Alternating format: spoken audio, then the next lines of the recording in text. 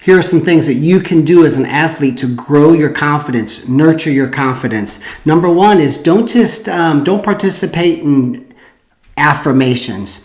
There must be undeniable proof that you are who you say you are. So just looking in the mirror and saying, you are great, you are great, you are great. That doesn't do anything. I don't believe in manifestation. I believe in work, okay? So there's no law of attraction. It's law of action. Everything's got to be action, action, action. So don't believe in all the woo-woo stuff you see online because it doesn't work. You get your wrestling shoes on. You go onto the mat 3 days a week and you put on the work. You do hill sprints. You're in the weight room 2-3 days a week. You do these things and then the confidence starts to come. So don't confuse yourself. Do not skip steps. Don't take shortcuts. They don't work.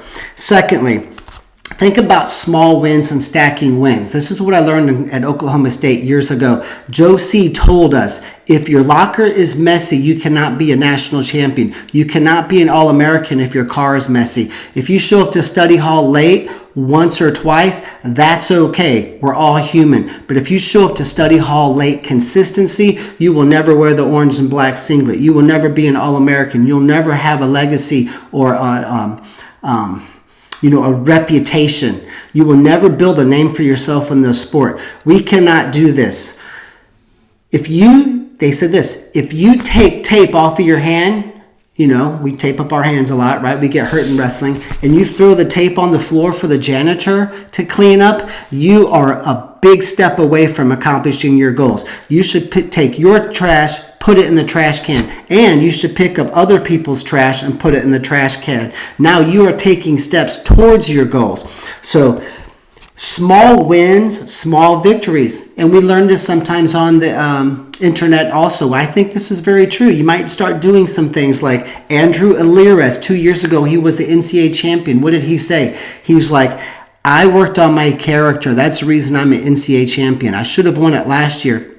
He's like, I make my bed when I get up in the morning. I do my dishes. When I say I'll be somewhere, I go there. I don't go out at night. And if I do, I don't engage in any behaviors that I shouldn't be, and I don't stay out late. I prioritize my sleep. So, this is, again, stacking wins, but a lot of it is just day-to-day type stuff, like making your bed, not hitting the snooze button 3 times, things like this. So think some of these things through and create little habits where by the time you even show up at school on time, you already have had maybe a couple of wins under your belt. And then try to stack those wins throughout the day.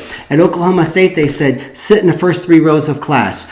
When you go into the weight room, greet the coach and say, hey, coach, great to meet you. Or great to see you. Hope you're having a great day. After you lift weights, you go shake the coach's hand. Even the football coach, who may not even paid any attention to you in the weight room, you go up to him and you say thank you.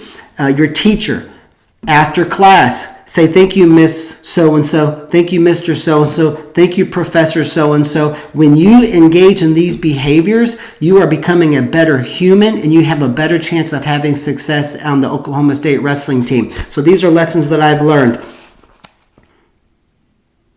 Attack your wrestling weaknesses. There's usually a couple of things that are causing you stress every single wrestling match. Fix those. If you cannot finish a single leg when your opponent has a key lock or a shin whizzer, you've got to fix it. Go somewhere and find the answer. Go online. Then you take that practice plan or those 2 or 3 techniques or tricks and you go to practice and you spend an hour straight working this. Guess what? That problem is solved. You'll never have a problem there again. And you do that 1,000 times between now and the time you graduate college wrestling, guess what? You're going to be a very difficult opponent to beat. And it might be flexibility. It might be your mental toughness. It might be your diet. Who knows? But you have to write down your weaknesses and attack those. And you're going to find that just by attacking those weaknesses, you get better at wrestling and there's more weaknesses that are discovered. You didn't know that you couldn't get off bottom because you've never wrestled a national champion yet. You've never wrestled a state champion yet. You've never gone that far in the tournament. Okay, so you used to be great on bottom. Well, yeah, against JV kids, anybody can be great on bottom. So you're going to find that the weaknesses are you're always going to be discovering new weaknesses. It's a never-ending process. Another thing, for developing confidence, learn to act and behave boldly. Your body language is absolutely vital. We talk about this almost every practice. Your body language shows your opponents and your future opponents and your past opponents and the referee and the parents and everybody there that this young man or young lady believes that they're destined for greatness. I don't care. My dad told me, I don't care if you're going for 10th place at a tournament. You walk on that mat like you own the place, and you walk off that mat, even if you lose, like you own the place. You never let any outcome or another opponent destroy your body language. He called it a whipping boy. We're not going to walk around on the mat like this. No kid of mine is going to walk and act like this. So you want to learn to act boldly. And that means we practice this at competition camp. We go to you should be coming to competition camps and you should be training with us. So we practice how to shake hands, how to look someone in the eye and say, hey, I'm Nick. You want to go second partner? I have a second partner. Third. Deal. Good. Go find a second partner now. Go meet somebody. Go find somebody that you don't think you can beat. Shake their hand. And when you get beat the right way. You get up and you get in their face and you compete and you try. I don't care how bad you lose. You do not let anybody destroy your the fight that lives within you, how you approach the match. So bold behaviors are key. When you walk into the varsity locker room, maybe you're a 7th or 8th grader, walk in there boldly. When you walk into a new classroom, you meet a new group of kids, walk and act boldly. You walk into any kind of a social gathering, you walk in boldly, you practice bold behaviors and you get good at bold behaviors. And when you act boldly, you feel great about yourself. And that has a very tremendous effect on your outcome of your entire life and obviously your wrestling career. Another thing is label yourself. So for decades, Iowa Hawkeyes, Dan Gable's a genius. He just labeled them as hard, tough, mean kids who never stop and who never die, who never say die. And they built a legacy on that. You know, my dad, he preached to us that the Purlers are the hardest working human beings on planet Earth. That's just how I grew up. I still believe that. I am supposed to outwork everyone because that is just I was labeled as such. And what happens if you don't label yourself? There was an Ohio State national champion. They asked him at the end of his career, how do you want to be remembered? And he said, as a warrior. That's how he labeled himself. There's many different ways to label yourself. But you have to come up with something. If you don't label yourself, you're going to accept labels from other people. And that's probably not going to work out on your behalf. So label yourself and do it in such a way that leads to victory. You must engage in the thoughts and behaviors that produce victory. I'll repeat that. You must behave in the thoughts and behaviors that produce victory. If you don't do these things, things are not going to work out well for you. So label yourself. Another thing, get in top physical condition. A lot of kids, whether they're youth, middle school, or high school, they lack confidence. You have got to be thin. You have got to lift weights. You have got to be in great shape. You have to have a good diet. No one's going to feel great about themselves. If you look in the mirror 10 times a day and 10 times a day, you're like, oh, I wish I didn't have that. I wish I didn't look this way. That is not a good thing. Okay? Sure, you can't fix... I can't fix that I'm not tall. You can't fix that you are tall. You can't fix a lot of things about yourself. But you know, we could dress nicely. We can get up and take care of ourselves.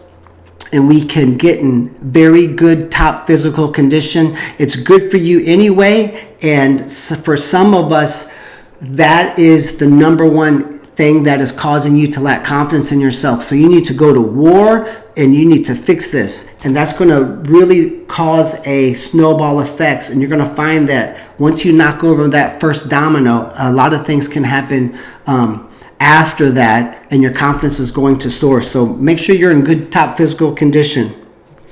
Another thing, it's okay to be a normal human and have normal human thoughts. We talk about this all the time in my academy. We have 600 academy members right now training with us every single week. We have 1,500 kids coming to our wrestling camp from 4 different countries and all over America. I'm going to have 260 kids in 2 weeks coming just for a week, and they're coming from Canada, Martha's Vineyard, Arizona, just for a weekend. Tomorrow night I'm going to have 30 families driving 2 to 4 hours round trip. One family drives 9 hours round trip just to train with me and my coaches.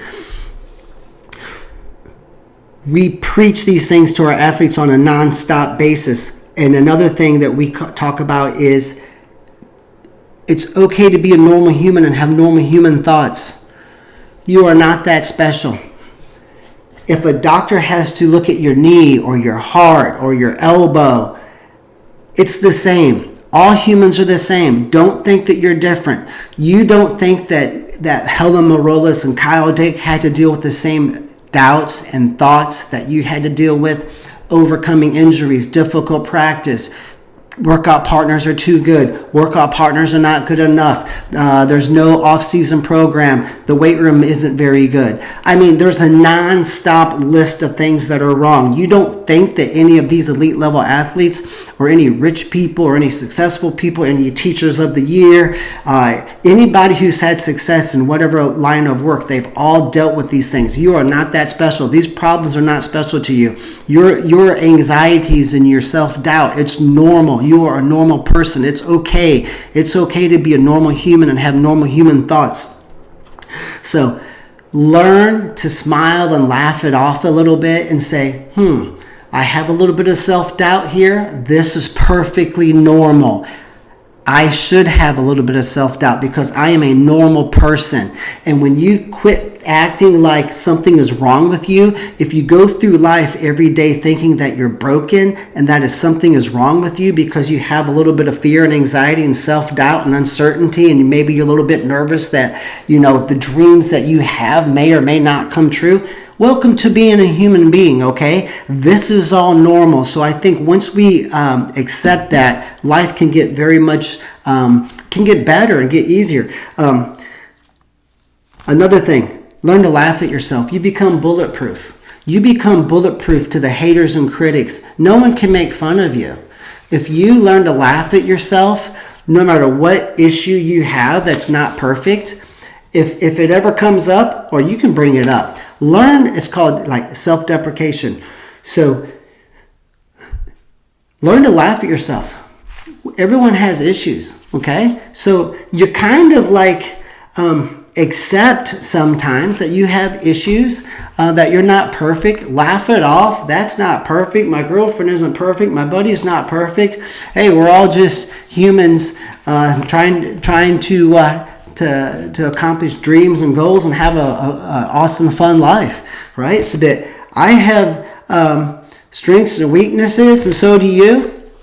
But I feel like sometimes, especially as kids, because this video is for you middle school and high school kids specifically, you got to learn to laugh at yourself a little bit, okay? You are not that special.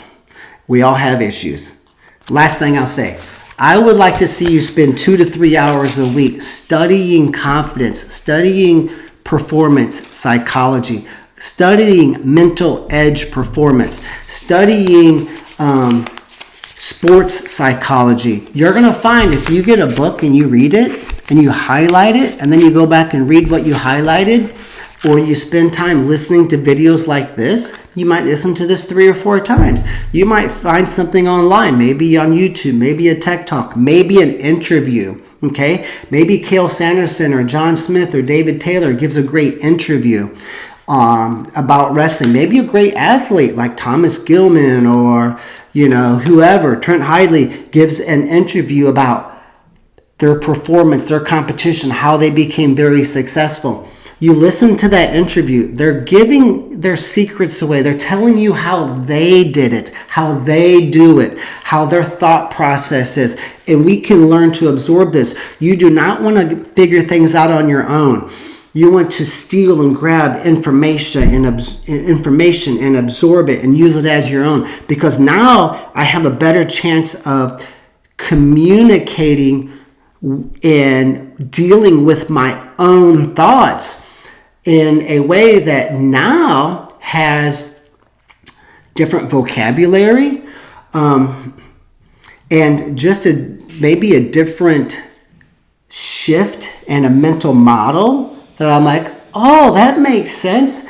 I do that too. I'm going to start doing it that way. So what happens is some of you don't take the time to research and listen and study. I would love to see if you spend 2 to 3 hours a week listening and reading and studying these things, because ultimately, if you want to nurture along your confidence, we're going to have to learn tricks of the trade. So love you guys. Hopefully you have a tremendous season. You can check us out at purlerwrestling.com, and we wish you tremendous success.